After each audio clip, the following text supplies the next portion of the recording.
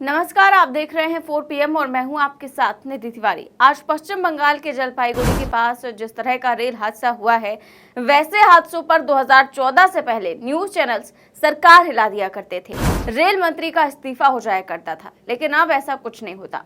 पूरा चुनाव बीत गया, मोदी जी फिर से प्रधानमंत्री बन गए, नए कैबिनेट का गठन भी हो गया, किसको कौन सा मंत्री पद मिलेगा ये भी तय हो गया। लेकिन देश की आम आदमी की जो सवारी है ट्रेन, उसकी दुर्दशा आखिर कब सुधरेगी, उसकी सुध आखिर कब ली जाएगी, ये किसी को नहीं पता। जिन लोगों ने बुलेट ट्रेन लाने का वादा किया था, वो एक्सप्रेस तक नहीं संभाल पा रहे हैं। इतनी भयानक तस्वीरें पश्चिम बंगाल से आई हैं कि आम आदमी ट्रेन में चढ़ने से पहले अब 4 बार सोचेगा।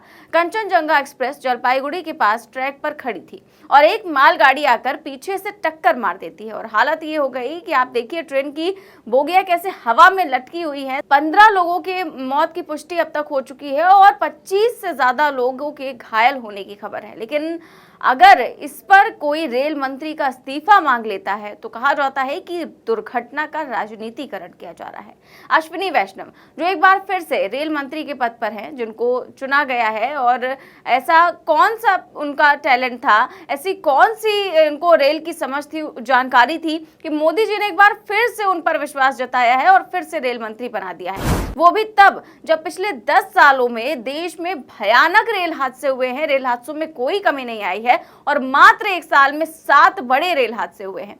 ऐसे में उड़ीसा के भी बालासोर का ट्रेन हादसा जो कि पिछले साल हुआ था, आपको याद होगा, जब करीब 300 लोग मारे गए थे। इतना भयानक रेल हादसा था कि मोदी जी को उस दुर्घटना स्थल पर जाना पड़ा था। लेकिन किसी भी दुर्घटना से कोई सबक न लेते हुए मोदी जी ने दोबारा अश्विनी वैष्णव को रेल मंत्री बना दिया और हर बार की तरह इस बार भी दुर्घटना के बाद वही रटा रटाया जवाब लेकर आए अश्विनी वैष्णव। उन्होंने कहा कि मामला बहुत दुर्भाग्यपूर्ण है, वो खुद घटनास्थल पर जा रहे हैं, अधिकारियों से बातचीत कर रहे हैं। इसके अलावा मोदी जी का भी बयान आया है कि पश्चिम बंगाल में रेल दुर्घटना दुखद है, उन लोगों के प्रति संवेदना जिन्होंने अपने प्रियजनों को खो दिया। मैं प्रार्थना करता हूं कि घायल जल्द से जल्द ठीक हो जाए। अधिकारियों से बात की है और स्थिति का जायजा लिया है। प्रभावितों की सहायता के लिए बचाव अभियान जारी है और रेल मंत्री अश्विनी वैष्णव जी भी दुर्घटना स्थल पर जा रहे हैं। तो रेल मंत्री दुर्घटना स्थल पर जा रहे हैं, लेकिन वहां पर भी वही रटा रटाया बयान दे देंगे। लेकिन बड़ा सवाल ये उठता है कि अश्विनी वैष्णव, जिनके कार्यकाल में लगातार देश में कई रेल दुर्घटनाएं हुई, क्या उनका कभी इस्तीफा नहीं होगा? इस पूरे मुद्दे पर शिवसेना सांसद जो प्रियंका चतुर्वेदी है, उनका भी बयान सामने आया है और उन्होंने कहा है कि इस रेल हादसे में 5 लोगों की मौत हो गई और कई लोग घायल हो गए। अब ये 5 लोग कह रही है, लेकिन 5 नहीं, अब कई सारे लोगों की मौत हो चुकी है, 15 लोगों की मौत हो चुकी है, संख्या बढ़ चुकी है। हालांकि ये ट्वीट जो है वो पहले का था। आगे वो लिखती है कि फिर भी मंत्री का इस्तीफा मांगने से इस मुद्दे का राजनीतिकरण करने का रोना शुरू हो जाएगा।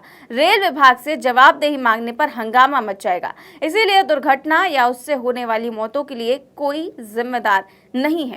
तो ये प्रियंका चतुर्वेदी के द्वारा कहा गया है कि यहाँ पर अगर हम रेल मंत्री से इस्तीफा मांगेंगे तो कहेंगे कि हम राजनीति कर रहे हैं इस पर, और इसके बाद कोई भी दुर्घटना की जिम्मेदारी लेने के लिए तैयार नहीं होगा। इस पर भी कहा जाएगा कि राजनीति की जा रही है, इसीलिए इस घटना के लिए कोई जिम्मेदार ही नहीं है। और अश्विनी वैष्णव तो सोशल मीडिया पर बड़े एक्टिव रहते हैं, वीडियोज और मीम्स शेयर करने में तो सबसे ज्यादा आगे रहते हैं, लेकिन पता नहीं ट्रेन की असली हकीकत उन्हें क्यों नहीं दिखाई देती। ट्रेनों की असल हालत आखिरकार कब दिखाई देगी और आखिरकार ये हालत कब सुधरेगी, ये किसी को भी नहीं पता है। ये वही रेल मंत्री हैं जो अभी कुछ दिन पहले हाथ में डबी रेल लेकर बता रहे थे कि देखिए हमारे पास कवच आ गया है, कवच एक नई टेक्नोलॉजी आ गई है कि एक ट्रेन दूसरी ट्रेन से टकराएगी ही नहीं, उससे पहले जो कवच है वो ट्रेन के अपने आप ब्रेक दबा देगा और स्पीड स्लो हो जाएगी, फिर टक्कर नहीं होगी और यात्रियों की जान बच जाएगी। भगवान जाने वो कौन सा कवच है जो मंत्री जी के हाथों में तो डेमो ट्रेन में था, वहां तक तो पहुंच गया, लेकिन रेलवे ट्रैक्स तक और रेलगाड़ियों तक अभी तक नहीं पहुंचा। और जिस तरह का ये रेल हादसा हुआ है, जिस तरह की टक्कर हुई है, जाड़ों में अगर ऐसा हो कि धुंध है, बहुत ज्यादा विजिबिलिटी है, लो है, तो दिक्कत होती है, समझ में आता है। लेकिन अभी तो मौसम भी नहीं है, ना धुंध है, ना लो विजिबिलिटी है। एक बेसिक चीज है कि हम अपने ट्रेन में कम से कम ऐसी टेक्नोलॉजी लगा दें कि एक ट्रेन दूसरी ट्रेन से टकराए ना।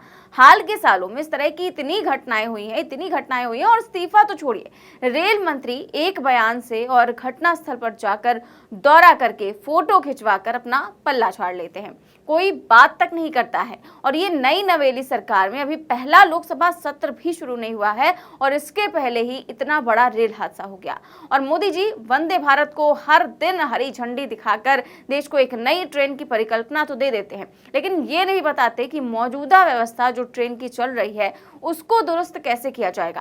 आज भी हमारी एक्सप्रेस ट्रेनों में अगर आप जनरल बोगी में जाएंगे तो आपको सांस लेने तक की जगह नहीं होती। कई ट्रेनों के तो ऐसे विजुअल्स आते हैं, ऐसी फोटोज आती हैं जहां पर जनरल कोचेस को तो छोड़कर एसी कोचेस में लोग घुसे हुए हैं, यहाँ तक कि ट्रेन के वॉशरूम तक में लोग बैठे रहते हैं, चाहे जनरल हो, चाहे स्लीपर हो, चाहे एसी हो। इस कदर भीड़ नजर आती है, लोगों की मजबूरी इस कदर दिखाई देती है कि आप देखेंगे तो हैदाश खाएंगे, लेकिन इसके बाद भी किसी तरह की कोई व्यवस्था जो है वो दिखाई नहीं देती। तो कम से कम अश्विनी वैष्णव को अपने जो सबसे महत्वपूर्ण सहयोगी हैं नीतीश कुमार, उनसे जरूर कुछ सीखना चाहिए, जिनका एक वीडियो अब सोशल मीडिया में पर खूब वायरल हो रहा है। एक दौर था नीतीश कुमार जब देश के रेल मंत्री थे, रेल हादसा हुआ था, जिसके बाद मीडिया के सामने खुद आकर नीतीश कुमार ने कहा था कि ये क्रिमिनल एक्ट है, आपराधिक गलती है और इसके लिए वो खुद जिम्मेदारी लेते हैं और रेल मंत्री के पद से इस्तीफा देते हैं। I think it's total failure of the railway. That's why I have accepted the responsibility. चूक है और ये चूक ही हम सिर्फ इसको नहीं कहेंगे, ये आपराधिक नेग्लिजेंस, क्रिमिनल नेग्लिजेंस। इसलिए इसको हम पहले तो ओन करते हैं इसकी रिस्पॉन्सिबिलिटी और हमने रिजिग्नेशन दिया। और आज से पहले की सरकारों में, चाहे वो यूपीए की सरकार हो, चाहे एनडीए की सरकार हो, गलतियां होती थी, मंत्रालयों पर सवाल उठते थे तो रेल मंत्री इस्तीफा देते थे। और एक ये सरकार है जिसमें आप कुछ भी कर लीजिए, रेल मंत्री हो या कोई भी दूसरे मंत्री हो, उन पर लगातार सवाल खड़े होते रहे, लेकिन इसके बावजूद भी ना तो उनका इस्तीफा होता है, ना तो जिम्मेदारी ली जाती है, ना तो कोई कार्रवाई होती है। और इसी को लेकर अब रेल हादसे पर संजय सिंह का भी बयान आया है। देखिए, भारतीय रेलवे की इतनी दुर्दशा हो चुकी है कि बड़े बड़े दावे किए जाते हैं। रेल मंत्री जी के समय में पहले की जो बालेश्वर की उड़ीसा वाली दुर्घटना हुई थी, वही फिर दोबारा रेल मंत्री बन गए। उनको किस बात का इनाम मिला मुझे नहीं मालूम, लेकिन जब भी आप रेल में यात्रा कीजिए, AC3 में, AC2 में, जनरल डिब्बों में, स्लीपर क्लास में, भूसे की तरह लोग भरे हुए हैं, जानवरों की तरह लोग भरे हुए हैं। उनके साथ जानवरों जैसा व्यवहार हो रहा है। छोटे छोटे बच्चे को लेके इस भीषण गर्मी में जिस तरह से लोग रेल यात्रा कर रहे हैं, ये साफ तौर पे दिखता है। और अभी ये जो घटना हुई है रेल एक्सीडेंट की, इसमें भी क्या होगा? कोई जांच कमेटी बिठाई जाएगी, 2, 4, 10 वक्तव्य दिए जाएंगे, बाद में सब लीपापोती करके खत्म।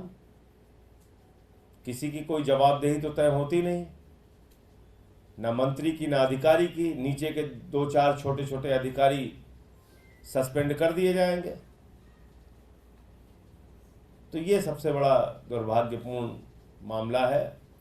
और मैं समझता हूँ कि लोग इन बातों को अपने दिल और दिमाग में रखें और जब मौका आए तो इसका जवाब देना चाहिए। लोगों ने जवाब दिया भी है और भी मजबूती से इनको जवाब देना होगा। तो इसी तरह से सब यही कह रहे हैं कि रेल मंत्री को इसकी जिम्मेदारी लेनी चाहिए, इस्तीफा देना चाहिए और इस्तीफा ही नहीं, इस बात पर गौर करना चाहिए कि आखिरकार इतने रेल हादसे क्यों हो रहे हैं और एक ऐसा सिस्टम लेकर आना चाहिए, कुछ भी ऐसा करना चाहिए कि लोगों की जान जो है वो खतरे में ना पड़े। फिलहाल आपकी इस खबर पर क्या राय है, हमें कमेंट बॉक्स में जरूर बताएं। चैनल को सब्सक्राइब भी करें और ज्वाइन भी। नमस्कार।